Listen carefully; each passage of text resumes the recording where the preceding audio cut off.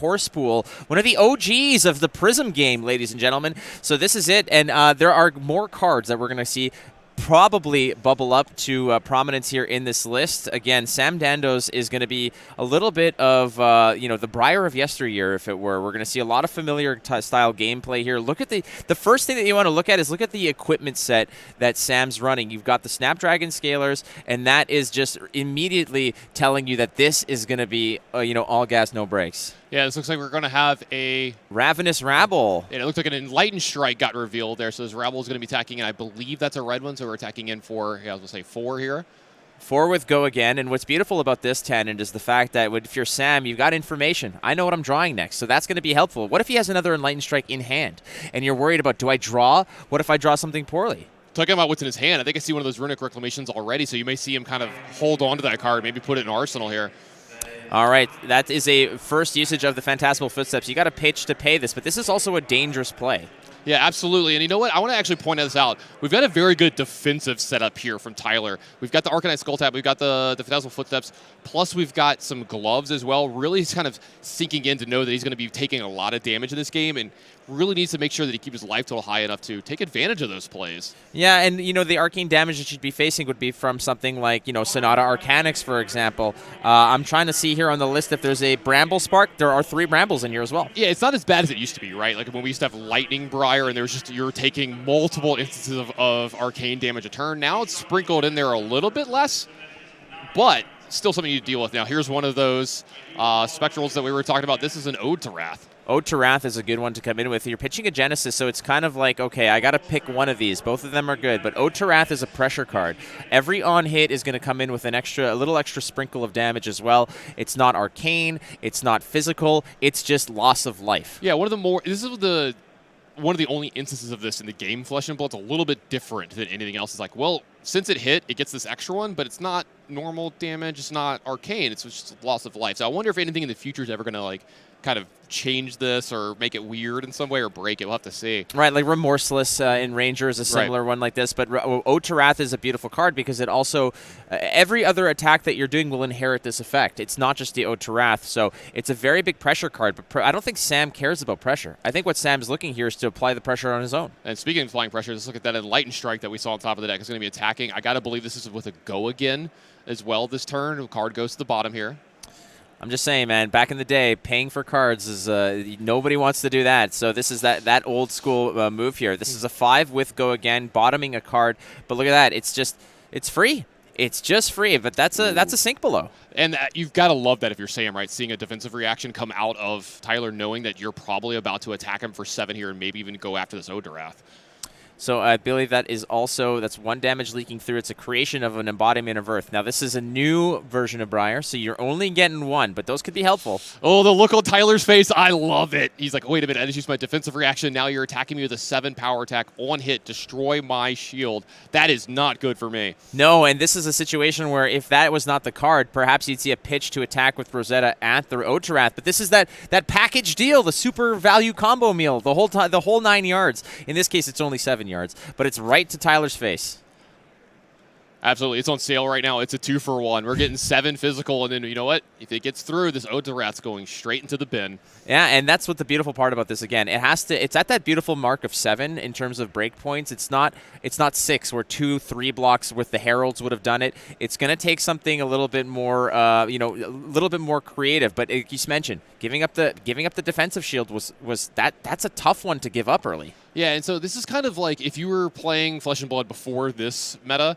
This one kind of reminds me of how Command and Conquer used to be, where like when you would play it and they had an Arsenal card, half the time you're not getting the Arsenal card, but you're just getting so much resources from them that it's still a good value from the card. Now watch how many cards are going to get put into here. We got the Arcanite Skull Cap blocking. Now it is blocking for 2 because Tyler is a lower life total than Sam. So when a player is at a lower life total, since both of them have the Skull Cap, this is going to be important in this matchup. The first block is for 2. It looks like we've got 2 blocks from hand. So that's going to fully block out. So a lot of value for Sam this turn. It's going to be like looks like an Arsenal and pass here.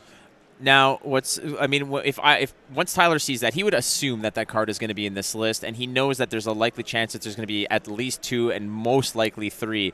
That is your prime suspect, your usual, your target number 1 most wanted in terms of what you need to block out. So having to deal with that is fine. Using your equipment in these cases are fine because you're preserving your board state, and your board state with those ores is your threats. So Tyler blocking that out and using up all these resources is perfectly fine here. It's not a big deal. Yeah, Tyler's going to tick up his tunic, attack for 1 of Otarath and Arsenal, and pass here. So you see the real strength of Sam's turn. Last turn was, it didn't get to get a bunch of damage through or kill the Otarath, but look how weak of a turn from Tyler. Now, talking about powerful turns, he's been very good at doing this on camera. This is a force of nature. It's going to be revealing an Amulet of Earth, so it's fully powered, and this is Sonata Arcanics behind here and making an embodiment of lightning. This is the start of a very big turn. And boy. Channel Mount Heroic has been revealed. There is a Lightning Surge as well. That Sonata could have been a little bit better, but you're taking up another nice card in the hand. 1 Arcane's coming back. Yeah, 1 Arcane going to come through. The card's going to go to hand here. Looks like it is a Lightning Surge. Sam's going to shuffle up his deck here. That Lightning Surge is red, and it costs nothing, but again, Tannen, those 4 attack breakpoints, that is what Briar's all about.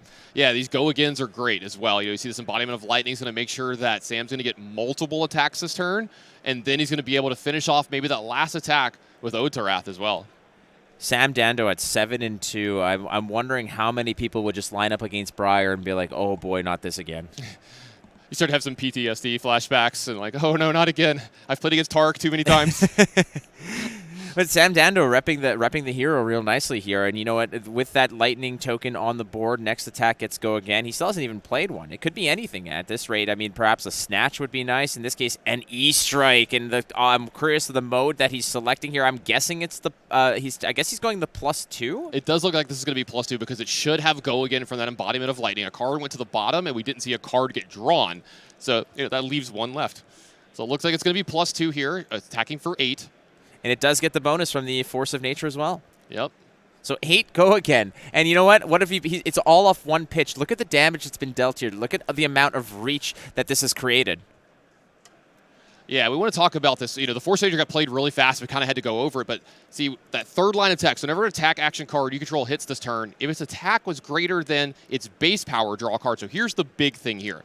This is a go-again attack with 8 power, but it's got more power than its base. So if it hits here, it's going to draw another card. And as you've seen so far, a lot of the cards in Sam Dando's list are really impactful or super cheap and free. And Tyler's body language here, you saw him just kind of look at the board and give kind of that little, not necessarily an eye roll, but kind of one of those like, okay, let's see what we can do here. This is maybe not what he was ready for. But that is a full block here. 3 plus the Soul Shield is going to block 9. That's not bad. Yeah, absolutely. And that Soul Shield's going to go into Soul as well. And it does look like kind of how we thought this turn was going to finish up. That's a Rosetta Thorn. Going to clean up the board. Now, Sam didn't get through a ton of damage here, but he did clean up the board a little bit. He's slowing Tyler down a ton. Tyler, I think, with 1 card left in his hand and that 1 card that he's got in Arsenal. So this shouldn't be too big of a turn. I think it's only 1, though. I do think it's a Genesis, but it should only make a Spectral Shield here, I think. Yeah, it's just going to pass for a Spectral Shield, and that Spectral Shield can be clutch. But keep in mind, Sam Dando does have that red Lightning Surge in Arsenal. That's a free go again. Absolutely. We've got a Spectral Shield coming through for 1 here. I'm assuming Sam's just going to take this down to 35. Nobody likes blocking 1 damage. No, man. It's the same thing that we saw, way back when. You go down the decision tree. Is there an on-hit effect? No. Is it lethal? No. Are you blocking? Hell no. Like, that's kind of where the decision tree is. I'll block with my face. Exactly. So Tyler does have a Spectral Shield, and I know that it just seems like a weak board presence in comparison to all the other massive auras that Prism really relies on to have a threatening turn, but it does factor in this case because of the breakpoints, those 4 attack breakpoints, the drawing the card breakpoints, and in this case, there is no more Plunder Run, so the drawing of the cards is not as prominent with the Briar list, but I like how Sam has brought in cards like Force of Nature to sort of supplement a little bit of that card draw, and there's still 3 snatches in there. We've seen I believe, 2 E-strikes already, so that's more card draw potential, and there's still so much more coming down the pipe. All right, Weave Earth's going to be put into the pitch zone here. One resource going to be left over after making a Rune Chant token here from this grass. Looks like we're going to have that Lightning Surge coming from Arsenal, so that is going to have Go Again here. So this is 4/4 with Go Again, and it's got the 1 of the Rune Chant. Now, he does. Tyler does have the gloves here, but the way that this is sequenced, Tannen, is the fact that the Rune Chant will resolve before the physical damage. So that Spectral Shield will get popped here in exchange for the Rune Chant. So a little swap of the auras on both sides. Really tight play from Sam there. Oh, definitely, definitely. But he's coming through. There's the Phantasmal Footsteps being, thrown in. Now, again, dangerous play with the Phantasmal Footsteps. Should there be a way where that Lightning Surge be boosted up too high, 6+, then those Phantasmal Footsteps get blown up. And it's almost like they have Spectra as well, like the attack side. If you attack with something with a really high amount of power, they just go away because there are multiple Lightning Presses in the stack. Exactly, and that is a combat trick that perhaps Tyler is maybe expecting and gambling on to a degree, but ultimately, hey, let's just get a nice Go Again. I've got one more resource floating here for Sam. We'll see if he's just going to, I guess he's just going to, is he happy with the turn here or how it went? It does look like so. He did bleed a little damage over through Tyler's side. Looks like he's down to 32 now. He's got an Arsenal and 4 cards in his hand, and this is where the Briar deck differs from the past. So usually we're used to seeing them just put their whole hand on the table. This one's a little more. It's more Build-A-Bear for Briar. You got to put a few things together to make the turns good. Now, speaking of making your turns good, we got another aura from Tyler here, trying to get something going. And that's what you do, and it's going to feel really bad sometimes where you keep putting things on the ground and they just keep getting stomped on. But this is not a bad turn in any way for Tyler. He opens up with the Merciful Retribution, attacks and trickles in. But that is a Herald of Protection. So on hit, it's coming in for 6. On hit, it creates a Spectral Shield, Ghost of Soul. And the Soul here is very important too because it does potentially fuel your Go Again turns when you don't have an outlet for it. That's a big blocker. That's a Runic Reclamation on the block. So also no on hit here. It's just popping it, right? It's going to go take advantage of the Phantasm without any more resources floating. You cannot recover that action point with the Phantasmal Footsteps. But I think Tyler's just happy to see another Runic Wreck off the board. Absolutely, and I'm wondering what kind of hand Sam's going to have behind this after making that block. Maybe this is going to be a pretty big, impactful turn from him, or just another setup turn. We'll have to see. We haven't seen the Channel Mount Heroics, sit around for too long, or come into the game yet, so that's a big one that we're looking for, and this might be a big one here. This is a Nimbleism. This is an Entwine. Lightning is going to be attacked, and it is going to be fused, so it's going to have Go Again. It's attacking for 7 here, and there's that Lightning Press in the hand. So Tyler knows this now, so this is interesting. He knows that this Lightning Press is there, so there's a lot of damage that might get pushed, but as long as that card isn't used from Sam, is he ever going to be able to block with that Phantasmal Footsteps again? That could be dangerous, but he is opting to use it here. Now, there was an opportunity here actually to either hold on to it to continue the threat. You could also pitch it to swing Rosetta for 2 and 2. So there was also an opportunity, I believe, that you could have just swung face, but I guess there was a... I suppose was there a floating resource? Oh yes, there's the Tunic resource as well. So again, it's hard when you don't see anything in the pitch zone. You're like, well, how are you paying for this stuff? That's what Briar does. Yeah, exactly right. That's what they do. That's what she does. A lot of free stuff. Or I'll tell you this, if Briar's paying for something, it's worth it. Yeah, definitely. In this case, just popping a Merciful Retribution is definitely worth it. That is one of the more dangerous ones, especially when you're playing so willy-nilly and not blocking. When you're taking damage, we have seen how Merciful Retribution can dictate late games. Sam at 32, Tyler down to 22. Thinking about what he wants to do this turn now. He's got some cards, but this is why we kind of alluded to that this can be a problem matchup sometimes for the Prism players because of what you're seeing. Sam is pushing a lot of damage per turn while also still clearing up the board. It's better at doing the Go Again thing a little more often than Bravo has been, that we've seen in that matchup so much, because when Bravo isn't having Go Again, then it has problems pushing damage to threaten the game while also clearing up the board. That's a Herald of Rebirth there, and you can see Sam looking through the graveyard. If this hits, he's going to be able to take a Herald and bring it back, put it on top of the deck, and so that's what the next draw is going to be, right? So this Herald of Rebirth, I think Sam is thinking, okay, I can tank this if there's nothing too scary in the graveyard. And I believe what's in the graveyard right now that might be the most scary would be the Herald of Protection. That would probably be the most likely. There's no Eruditions in there, so that is most likely. Usually when you're playing Herald of Rebirth, it's to get another go with the Herald of Erudition. But as you can see there, Herald of Rebirth, this is the blue version that's on in play, but you're seeing the red version here, but seeing what it does. Herald of Rebirth hits, put it into your Hero Soul, and one card with Phantasm from your graveyard to your top of your deck, which means that next turn, you're getting that card again. Yeah, it looks like Sam's going to check his hand here, see if he wants to make any kind of blocks. Maybe has something to pop Phantasm here. You know, he does maybe still have another Runic Reclamation. We've seen that there are Command & Conquer somewhere in his deck list. I wonder if they came in this matchup. This is a decent matchup for it because of the card having 6 power and being able to block and pop these Phantasms. But it does look like it just happens. Yeah, and I think that Tyler, in this case, he might even decide to say, like, you know what, I don't even want a Herald. Like, it's possible that he's just saying, I'd rather see more auras. So he's just opting in this case to just, you know, pass that opportunity. Speaking of more auras, that's a Haze Bending that's going to get added here, an Arsenal for Tyler, and it's going to go back over to Sam here. Sam at 27, Tyler at 22. This game's been fast and furious. And we're going to see if Sonata is going to bring any family to play. I got you there, buddy. But I'm telling you, at this rate, if you're Sam and you're looking at this, and he's looking right across the thing at Tyler, he's saying, "All right, you know, you didn't have me. You never had your auras." Yeah, exactly. Now that was a pretty good Sonata. We got a card off this. That's going to be a Swarming Gloomveil. Is going to be brought into Sam's hand. Now there is one Arcane coming here. Looks like Tyler is going to take it down to 21.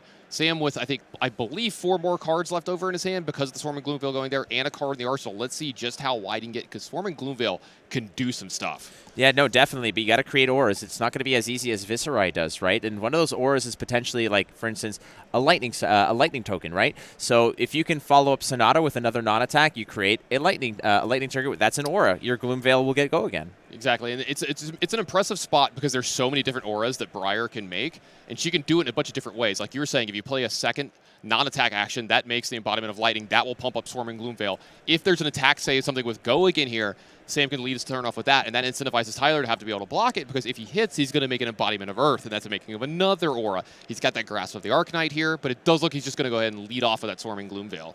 And that's fine in this case. I mean, the game is still in his favor, I believe. I think that he's doing all right here. You know, you want to be pressuring the Prism player, but you also want to be cleaning up the garbage to a degree. Haze Bending is one of those auras that are really pesky because they do leave behind a little Easter egg, right? As soon as they're popped, they're going to drop a Spectral Shield, and that's another aura that you got to worry about. But it's a decent one in the regard of when you're playing against a very aggressive deck, having Spectral Shields is very, very helpful. Now, I remind me of the timing of this rule. I'm not 100% on this, but if Swarming Gloomveil hits, it creates an embodiment of Earth. Will it see that and have Go Again? That is a good question, and I think that's what Tyler might have just asked as well. Yeah, I believe, and again, it's all about the triggers and the stack and etc. But I believe that is the case, because I'm not sure if that aspect of the combat chain.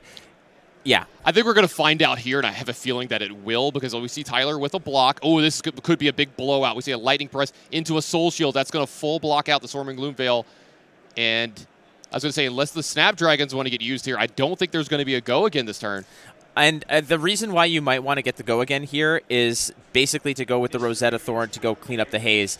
But also, Snapdragons are so clutch when you're just hunting for lethal that it's possible that at this juncture in the game, it's just not worth it yet. Yeah, it's really big on your snatch turns as well. A card that doesn't have inherent Go Again, but it's just such a big attack that the opponent has to do everything they can to stop it. So you want to make sure that you can keep going. And it does look like Sam doesn't want to commit anything else this turn, so it looks like he's going to be content to just draw up 2 cards here and pass the turn. Tyler doing a very good job defending his life total here that turn, down to 21. Sam's still at 27. We're up to the 3-turn Tunic. This is a big play. I was just about to say, Tannen, is the fact that this is having that many cards in Soul is a luxury that Prism players really want, and not just because for being able to generate Spectral Shields.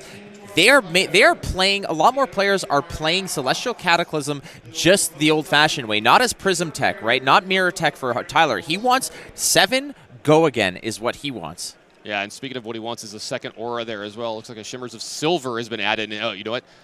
If you can do an aura, so can Briar, and this is a really impactful one. This is Channel Mount Heroic.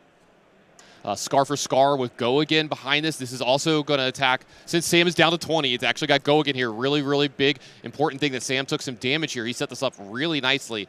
This is going to have an extra 3 attack from Channel Mount Heroic here, and there's already an Earth card in that pitch satisfying that at the end of the turn. Yeah, no, very, very adept, and heads-up play here to just go down to 20. Again, just getting right under that mark. So, hey, suddenly my Scar for a Scar is online. I get a free Go Again here, and why don't we just follow that up or lead into the preface of this story. The first chapter is going to be Channel Mount Heroic. Yep, it looks like we've got a card left over in the hand here. You got to believe. Oh, this is going to be a snatch.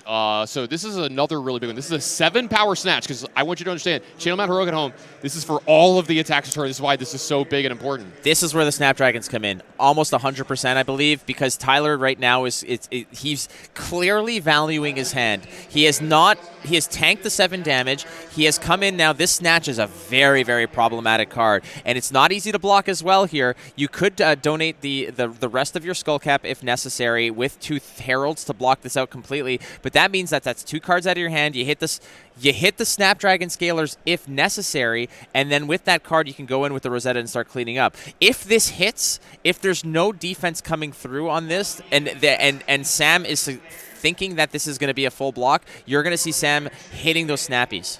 Yeah, it looks like Sam's thinking about it here too. Block with 2 cards from hand from Tyler here. Oh, and they're discussing. Sam's like, what do you got up your sleeve, my friend? Yeah, you can see he's giggling. He's like, what's going on? Yeah, because and I would be a little bit, perplexed. Oh, exactly, because you do have the Skull Cap that has one remaining, durability on it. Yeah, this might not be the full block. Tyler might have said, hey, I'm blocking with these 2 for sure. Give me a moment. You might be thinking about, do I want to give the last counter off of my Skull Cap here? I almost said Skull Clap again, just for everybody at home with you. I would. Hey, props to whoever. There was I think meme. Somebody threw a meme out there and made the Skull Clap. I think that was our friend Brozak. Thanks, Brozak. He's our meme expert. Oh, there it is. It's coming with the Parable of Humility, sneaking it in. So that is now his 6th attack. A nice little play there by Tyler. So no reason to hit the snappies here because you're not drawing a card. No problem. The problem is 3 auras. Yeah, we're seeing Tyler kind of turn this game around. This is what happens a lot with Prism in these matchups, right? Sometimes they'll take some extra damage to get into a position like this.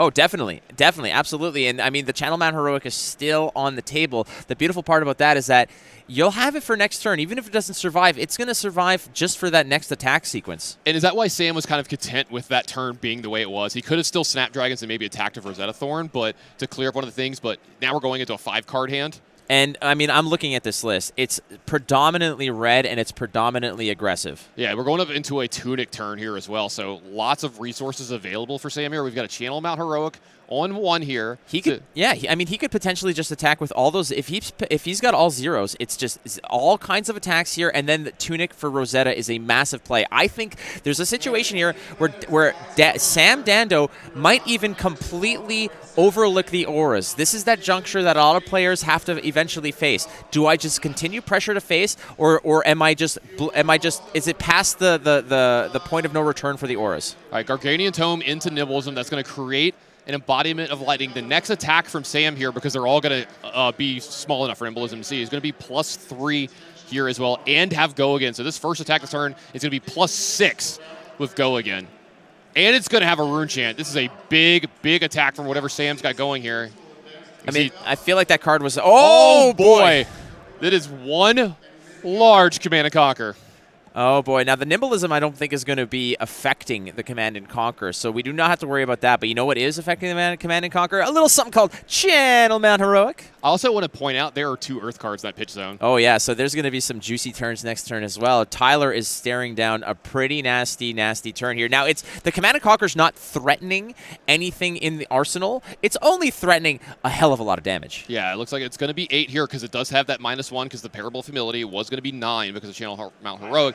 Though it does have Go Again, so there's still the threat of something else happening in this turn as well. Like maybe that Rosetta Thorn gets in for a little bit of cheeky damage. Maybe takes out that Silvers. Maybe takes out that Parable as well to kind of make the next turn a little bit as good as possible. But the reason we're showing you Channel Mount Heroic here again is we're talking about it's satisfying that cost at the end of the turn. There were 2 Earth cards in this pitch. I'm going to say that is 2 Earth cards, right?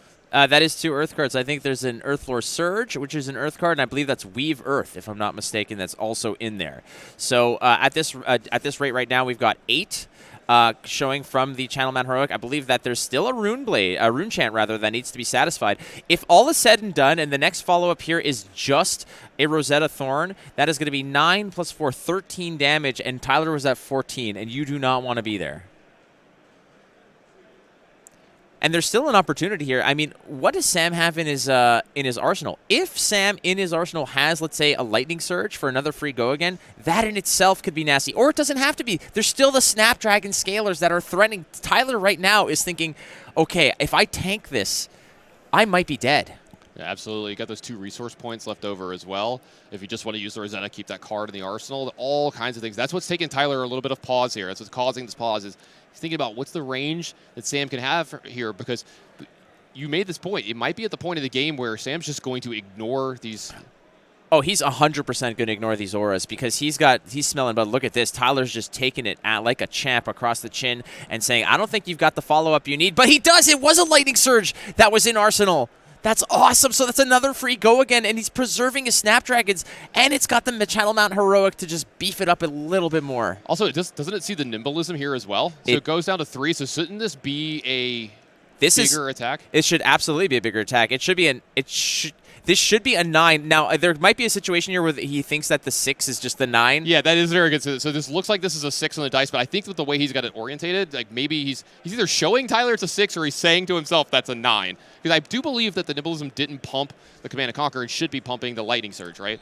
That should be correct, if I'm not mistaken. Yeah, that would be the case right now. But again, the fact that he's just saying, all right, we got a little, Lightning Surge that I had hidden over there, and always the fact that whenever a player is playing against an aggressive deck and that Snapdragon Scalers is on the board and still intact, that is a scary thing that you got to stare down. It's something that you have to just keep aware, but it'll haunt you. It'll constantly loom over you like a dark cloud that you know that at any given moment, given the nature of what this Briar deck does.